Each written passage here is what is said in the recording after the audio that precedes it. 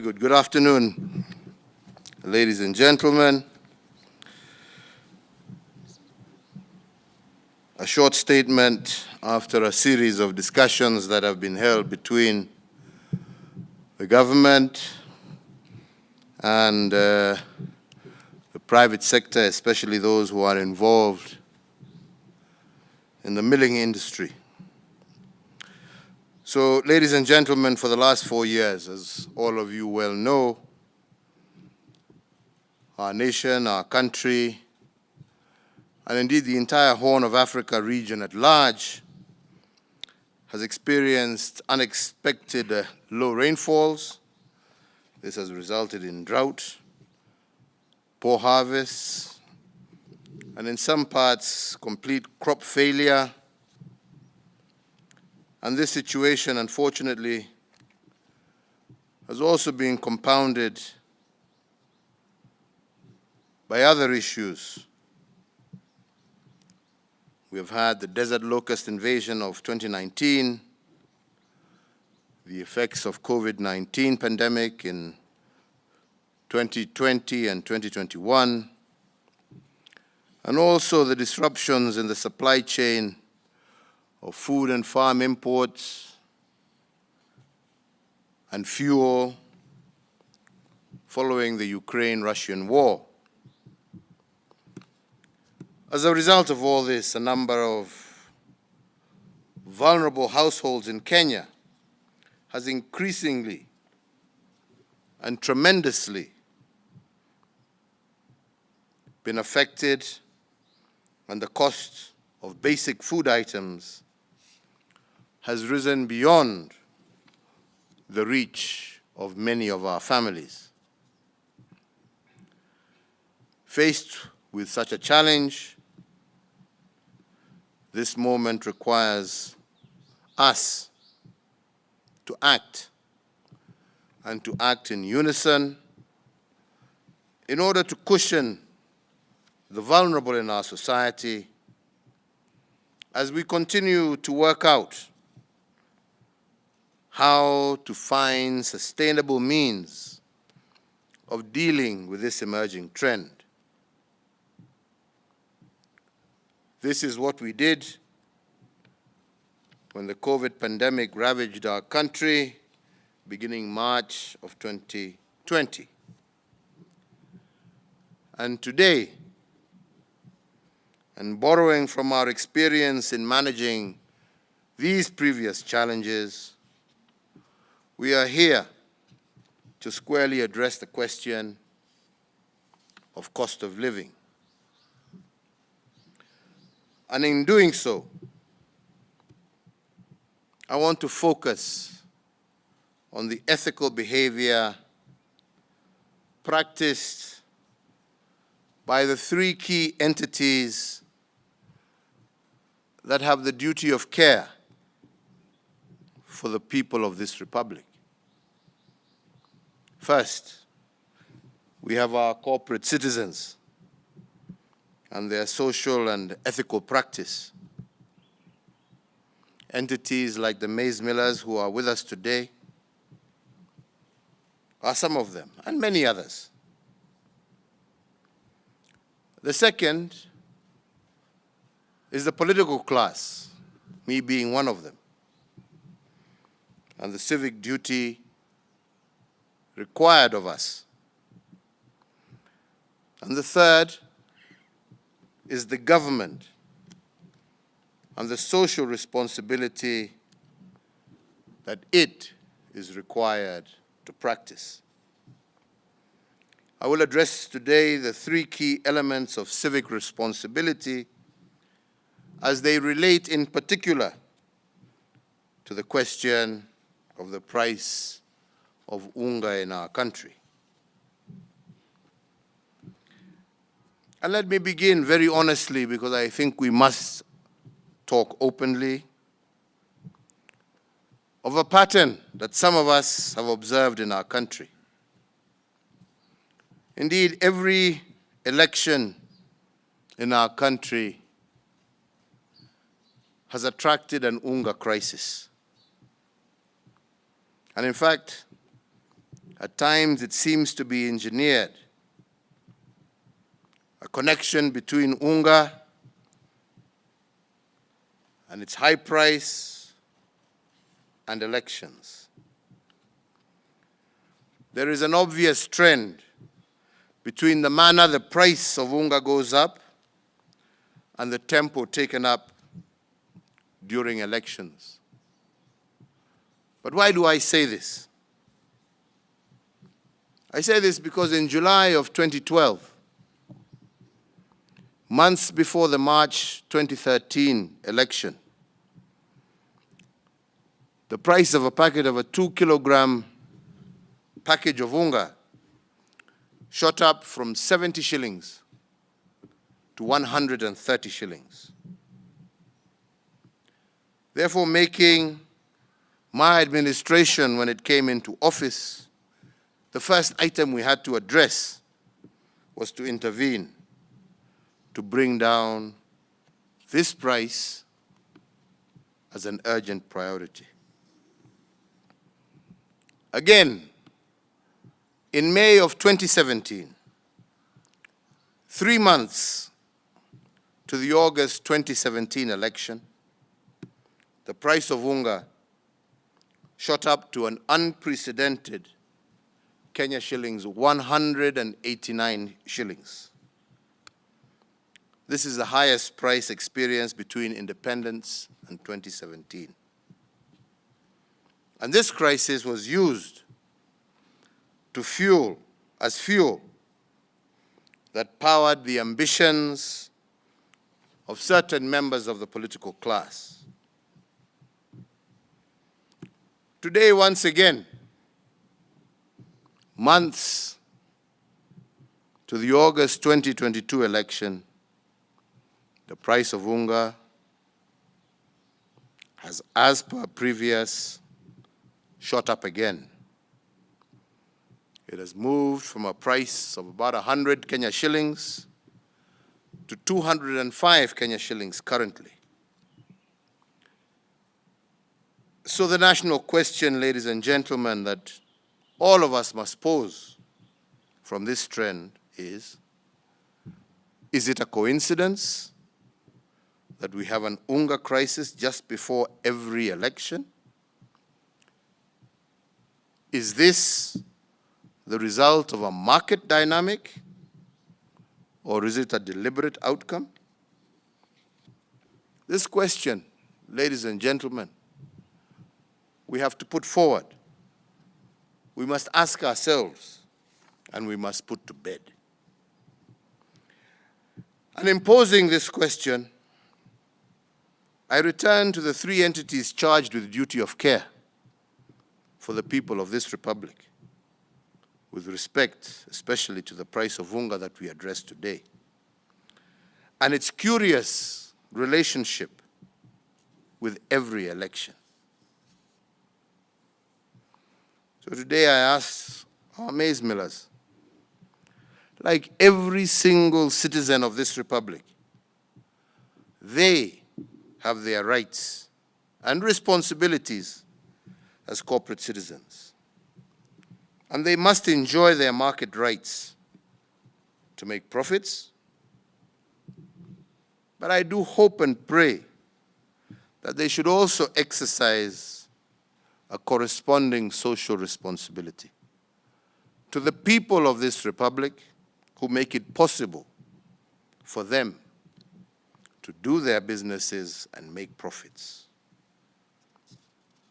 Even whereas in this particular case, we must say that the price is also affected by drought and the other external factors that I have mentioned, we must also agree that the motivation for profit must be tempered by a reasoned level of social ethics if our businesses are to survive. And I say so because making profits and ethical corporate citizenship are not conflicting ideals. They are, in fact, complementary. You can make profits and exercise responsible business practices. And you can do this all at the same time. More so, because if unethical practices result in instability during and after elections, the biggest loser is not the ordinary citizen.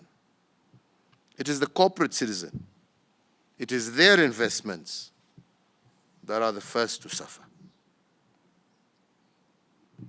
And because a government, or let me say, because a responsible government cannot legislate a culture of corporate responsibility,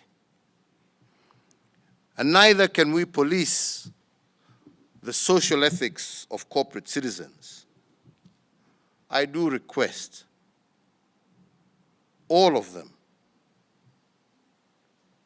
to see their role as a partnership, first and foremost with the people of this republic, and second, with their government.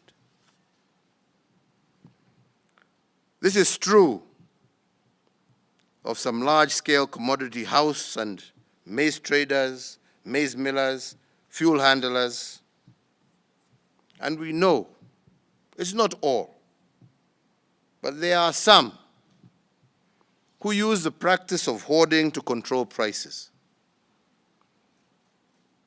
But I ask you today,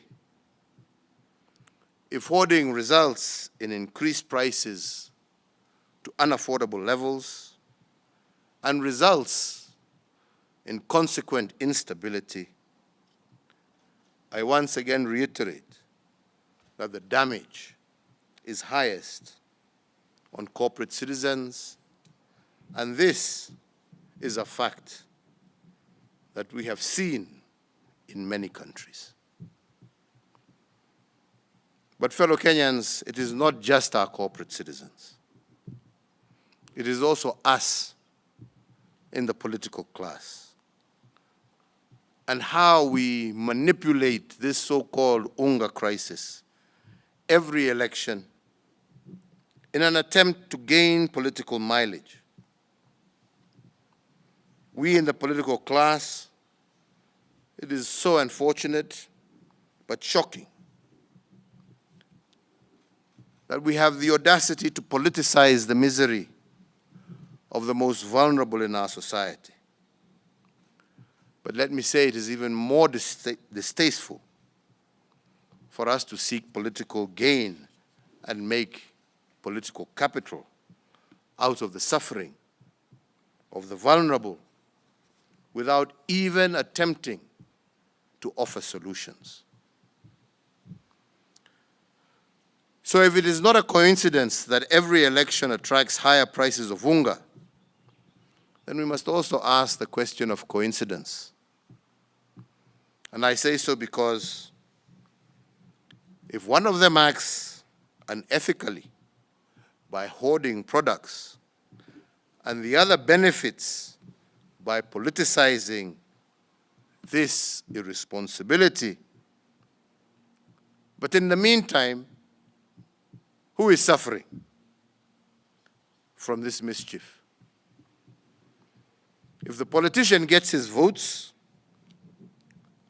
out of this mischief, if the miller makes their profit,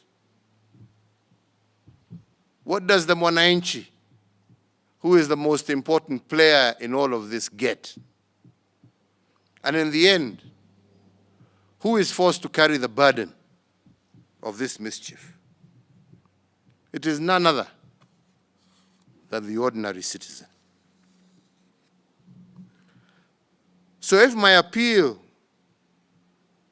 to our brothers and sisters who are millers is to practice a reasoned level of social ethics, my appeal to the political class is for us to exercise our civic responsibility.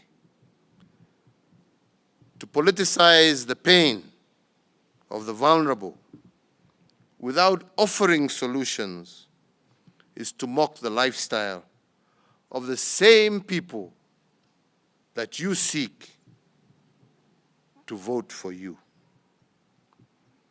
The partnership between the corporate citizen and the political class has to be to the ultimate benefit of the people of our republic. And if it breeds misery, like the high price of maize every election, then it is the voter who has a duty to put an end to it. I come now finally to the government. The world over, government is meant to be a community of solution givers, not solution avoiders or problem moaners. And it is our mandate as the fourth administration of this republic to offer solutions to the needs of those who elected us and to cushion them whenever unexpected problems degenerate into a crisis.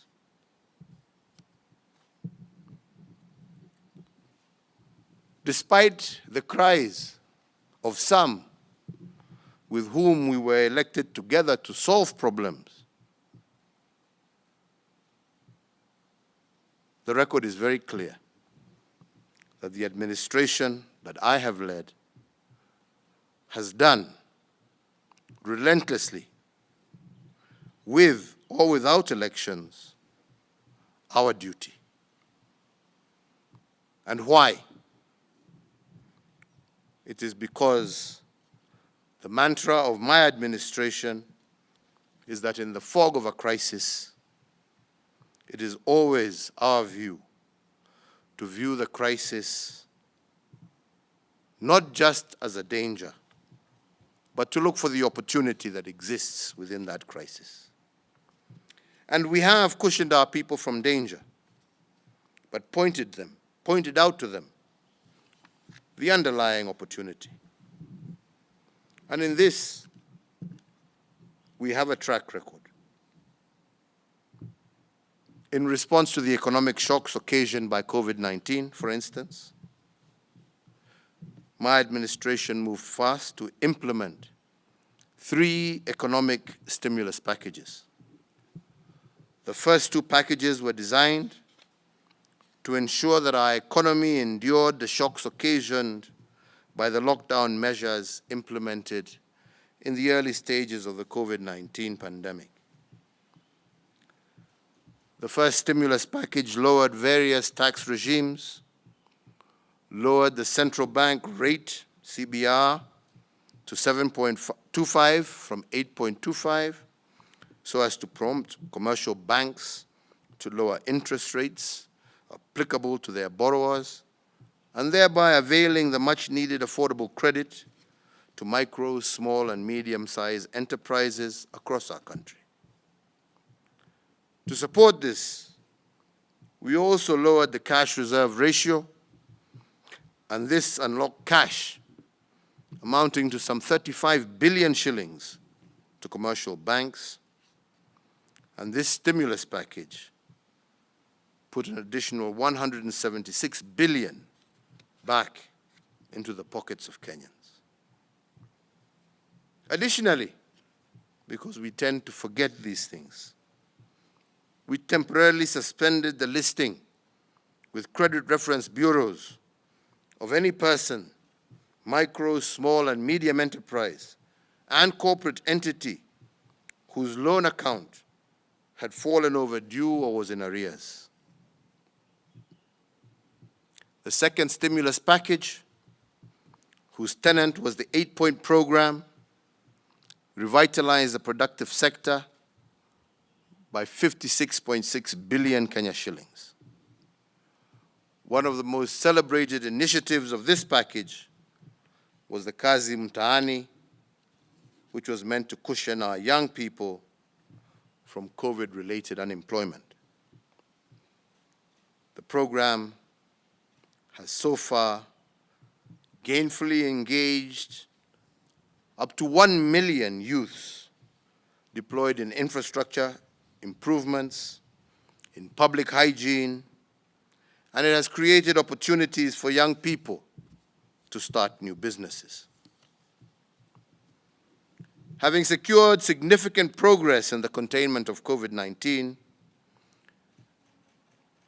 in October of 2021, I announced the third economic stimulus package that was positioned to shift our focus from surviving COVID-19's social economic vagaries to building back better. The Kenya shilling 25 billion stimulus package was designed to accelerate the pace of our economic growth and to sustain the gains already made. The third economic stimulus package pushed the aggregate of our total stimulus to Kenya shillings 257 billion shillings. This package focused on the key productive service sectors that covered education, agriculture across all cash crops, health, energy, petroleum, drought response, infrastructure, financial inclusion, as well as environmental conservation. Ladies and gentlemen, whether we like it or not, whether we report it or not, no other country in our region or even in our continent implemented such a broad and robust economic response to COVID-19 and the need to turn tragedy into opportunities. And for those in doubt, there is testimony. The outcome of the interventions are manifest and vivid for all to see. A historic tax collection of Kenya shillings 2 trillion for the financial year 2021-2022, when everybody expected that there would be a massive downturn. The fourth stimulus package focused on subsidies. The first one is the petroleum subsidy to offer relief to household budgets. We have, over the last year, granted and maintained a fuel subsidy amounting to over 118 billion Kenya shillings. Without this state intervention, the pump prices today would be 193.64 shillings for diesel, Kenya shillings 209.95 for petrol, and Kenya shillings 181.13 for kerosene. And this is in Nairobi. The price would have been much higher the further inland you went.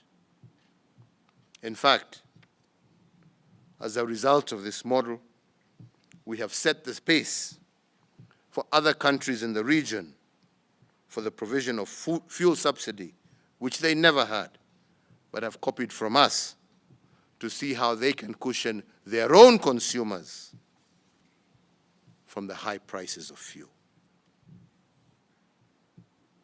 The second set of subsidies was aimed at bolstering food production, and my administration announced a 5 billion fertilizer subsidy program, which has reduced the cost of fertilizer from Kenya shillings 6,000 to an average of Kenya shillings 2,800. Earlier this month, the government also suspended fees and levies that include KEFIS and KEBS, testing fee, inspection fee, permit fee, on all imported maize grain and raw materials for animal feeds for a period of 4 months, with effect from 1st July 2022 to the 31st of October 2022. The fact that drought and other reasons beyond any human intervention should not be used to blame government. And so lastly, to build on this momentum, as well as being led by empathy and understanding and our desire to cushion our population from the rising cost of living, today my administration wishes to implement a fifth stimulus program focusing primarily on the unga crisis. I note with regret and sadness the impact that it has had for a 2 kg pack of maize meal to remain out of the reach of many, as it currently retails at approximately 205 shillings. And as a consequence of this continued escalation in food prices, today we announce a fiscal measure focused on food subsidy as our fifth stimulus program, covering the supply and distribution of our nation's staple food, which is maize meal, across our country. My administration has been engaging for the last few days with all milling companies registered by the Agricultural Food Authority, and as a consequence issued a legal notice under the hand of the Cabinet Secretary for the National Treasury. And through this notice, and effective immediately, number one, the Railway Development Levy on all imported maize shall stand suspended. Number two, the Import Declaration Fee, IDF, on all imported maize is also hereby suspended. Number three, maize flour shall retail across the entire territory of the Republic of Kenya at the price of Kenya shillings 100, down from Kenya shillings 205 for a 2 kg packet until otherwise directed. This program of a subsidy of approximately 105 shillings per 2 kg pack of maize meal is meant to lower the cost of living for vulnerable households as we look for a sustainable solution to the recurrent rising prices of unga every election. I want, at this juncture, to take this opportunity to thank, first and foremost, all the millers, with some of their representatives here, for being caring citizens, for understanding, and for realizing the need for us to work together in order to ensure that our citizens are able to live within their means. Asanteni sana. Thank you all very much. Shukran sana. Thank you. Thank you for that. So, ladies and gentlemen, allow me to conclude by re-emphasizing the need for both corporate citizens, the political class, and government to exercise high civic responsibility. And to this end, I invite all of them to join the community not of mourners or grumblers, even when you serve in government, but I ask you all to join the community of solution givers, for this is where the future of our country lies. I want to thank you all. May God bless you all, and may God continue to shine his blessings on this Republic of Kenya. Asanteni sana.